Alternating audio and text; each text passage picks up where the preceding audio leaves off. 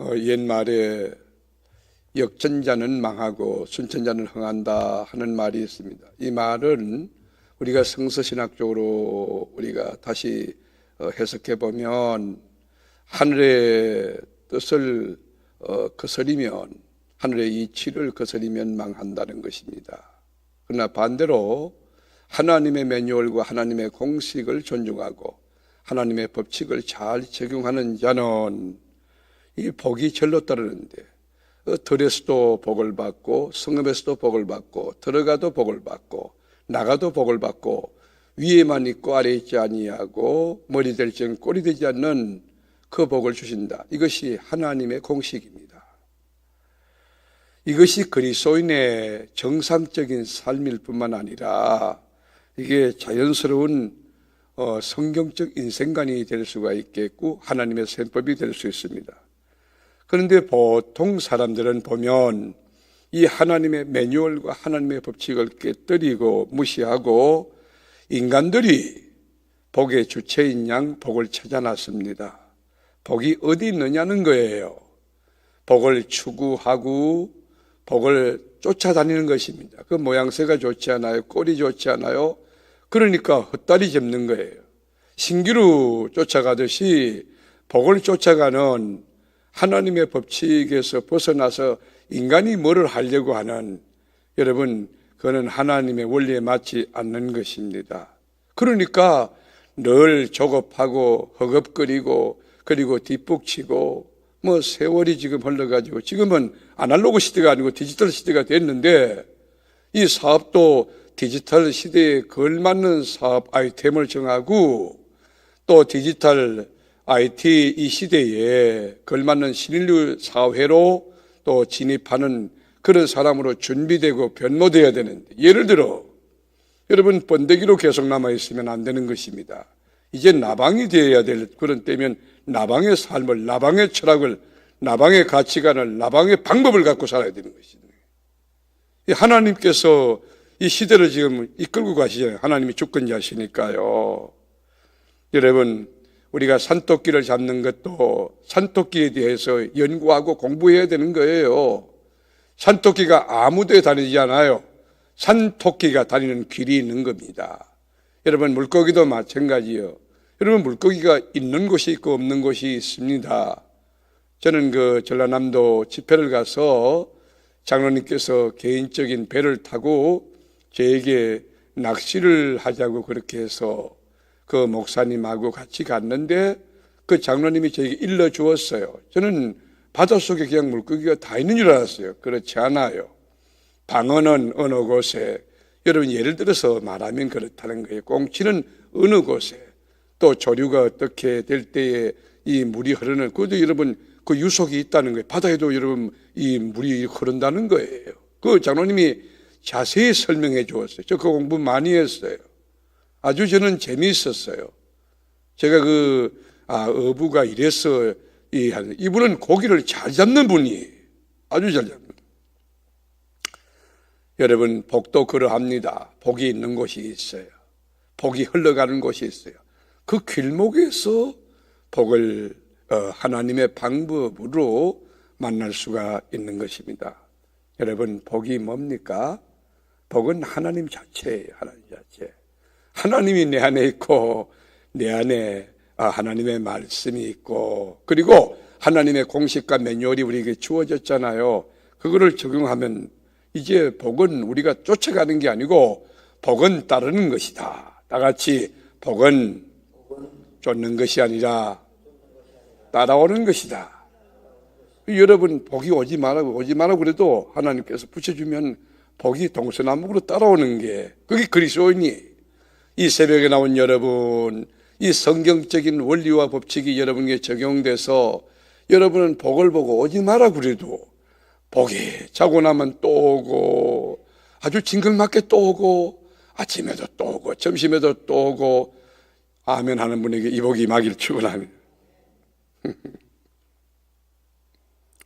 우리가 만복하는 하나님을 경외하면서 그리고 우리 만복의 군인 되신 하나님을 경외하면서 이 성경적인 복을 받지 못한다. 억울한 거 아닙니까?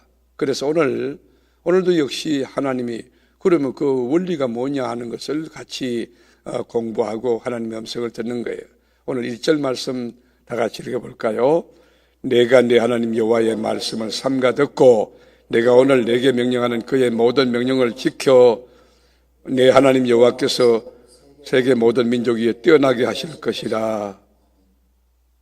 예, 삼가 여호와의 말씀을 듣고 행하면, 여러분 삼가 듣고 하는 말이 뭐죠? 듣고 어떻게 듣는 거지? 정확하게 듣고 분명하게 듣고, 그냥 희미하게 그냥 선포될 때 30% 듣고 40 그런 거 아니에요. 하나님 말씀을 온전히 듣기 위하여 여러분이 얼마나 노력해야 되는가 우리가 기억해야 돼요. 여러분 아브라함이나 이삭이나 야곱이나 요셉 4대 족장 보세요. 그 성경 속에서 얼마나 찬란하고 위대한 큰 복을 받는 그런 주인공이 되었나요? 상상을 초월하지 않습니까? 그들이 뭐예요? 다 같은 공통분모가 순종하는 거예요. 하나님 말씀대로 순종하여 살아가는 거예요. 여러분 신앙생활 할 때 여러분이 조심할 게 뭐냐면 고집으로 하면 안 됩니다. 경험법칙으로 하면 안 됩니다. 여러분 익숙한 거요 굉장히 위험한 거예요. 예를 들어서 모태신앙 귀할 수 있지만은 매너리즘에 빠지고 타성에 빠질 확률이 많습니다. 그런 분들은 뜨겁지 않을 수가 있습니다. 그걸 깨뜨려야 돼요.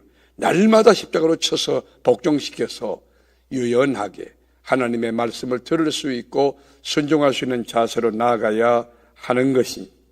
여러분 그래서 하나님의 말씀을 삼가 듣고 할 때 여러분 듣는 영의 귀가 온 몸이 귀가 되기를 축원합니다. 하나님 말씀을 들을 때마다 막 꿀성기보다 더 닳고 영적인 식욕이 왕성하기 위하여 여러분이 많이 노력해야 돼요. 하나님의 말씀이 막 꿀성기보다 더 달고 은혜가 되고 막 감격이 되고 기쁨이 되고 그리고 막 가슴이 뜨겁고 그래서 기쁨과 감격 갖고 돌아가는 매일 새벽 되기를 축복합니다. 그리고 또 하나 말씀을 듣는 것으로 마침표 찍으면 안 되고 지켜 행하면 그랬어요. 이게 조건절이에요. 듣는 말씀대로 순종하는 거예요. 삶에 적용하는 거예요.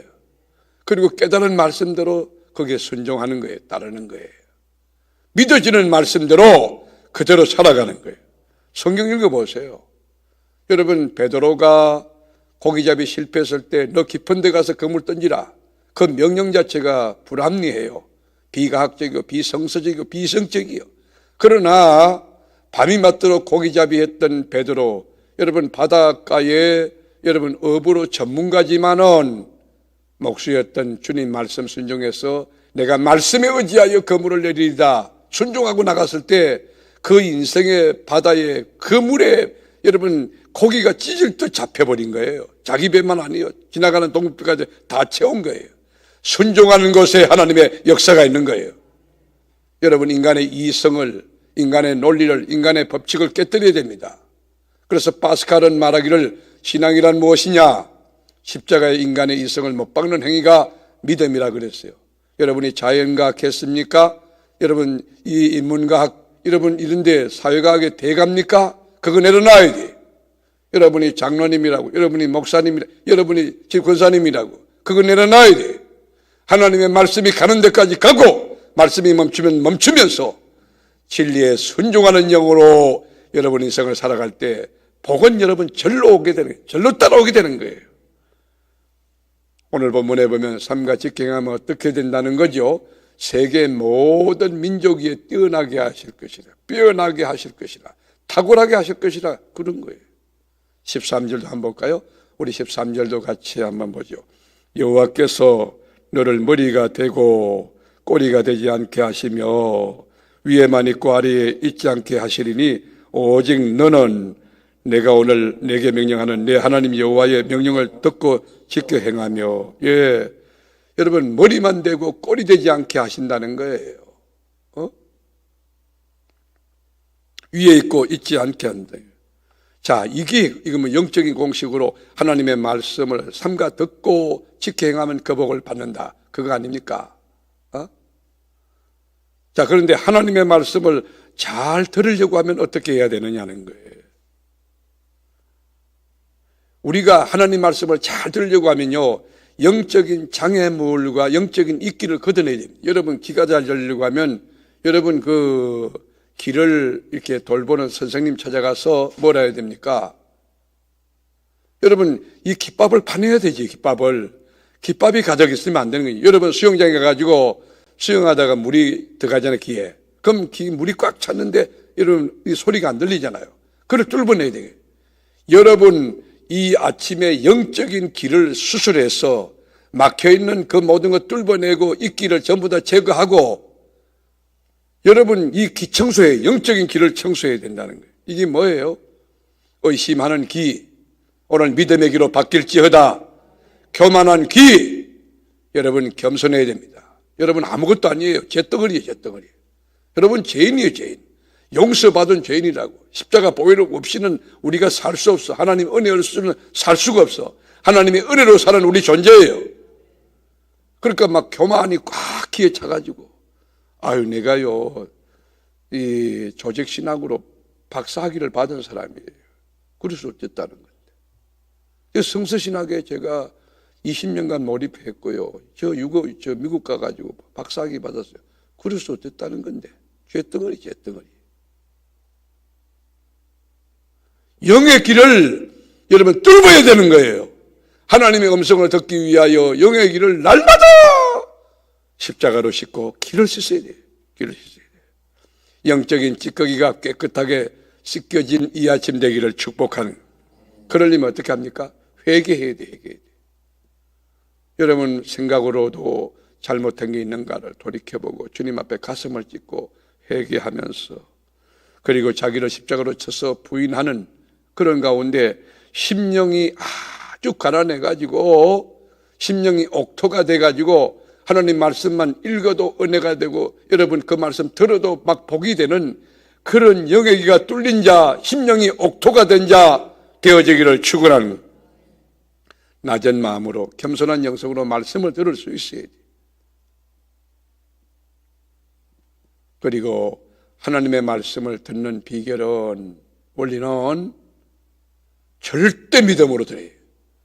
그러니까 창세기부터 계시록까지 살았고 운동력 있는 그 거룩한 말씀을 사모하면서 믿음으로 말씀을 쫓아가는 거예요.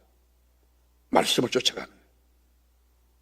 우리가 여러분 양계장의 주인이 사료를 먹이를 갖고 들어가면 그 병아리들이 막 쫓아오듯이 하나님의 말씀이 여러분 들려져서 하나님의 말씀을 들고 주의 종이 강단에 설 때에 말씀을 쫓아가는 사모하는 마음이 그리고 절대 믿음의 마음이 강물처럼 흘러가는 세계롭게 되기를 축복하는 것입니다. 영적인 식욕이 왕성해야 돼요. 하나님의 말씀이다.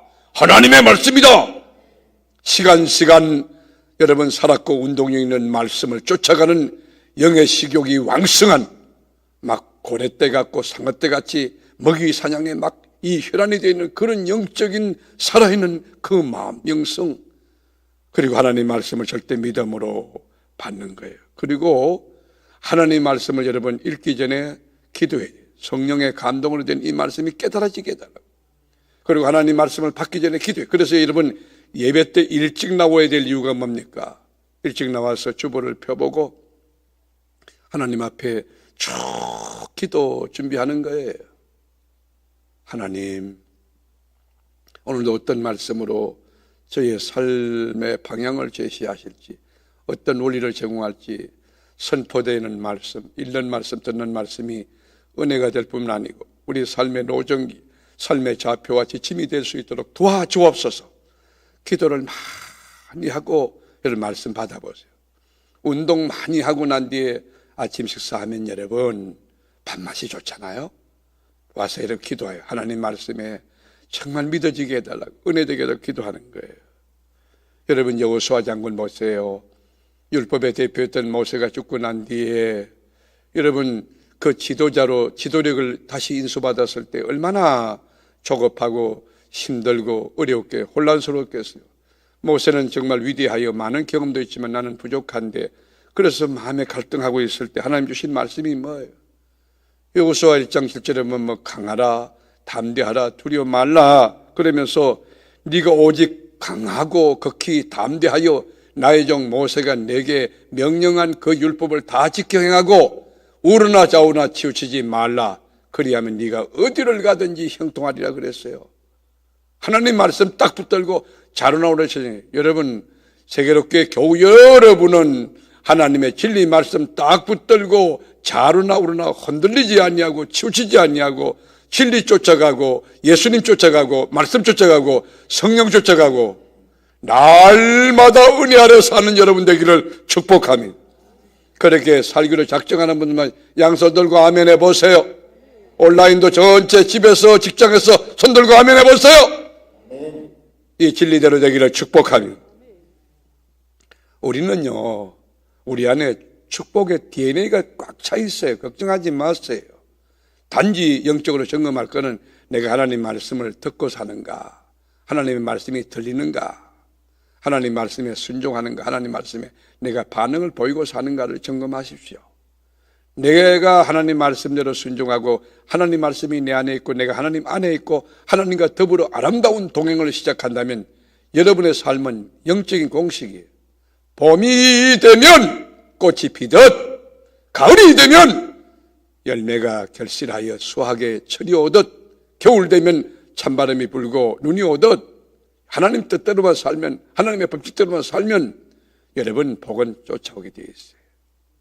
이 놀라워요. 감격해요. 기뻐요. 자존감이 높아져요. 여러분 아무것도 염려하지 않고 사는 하나님의 백성으로서 영적 공식을 적용하는 지혜로운 여러분 되기를 축원하는 것입니다. 그래서 여러분 개인의 삶도 그렇고 가정도 그렇고 늘 즐겁고 기쁘게 살아요. 여러분 인간의 노력이 아니라는 거 기억해야 돼요.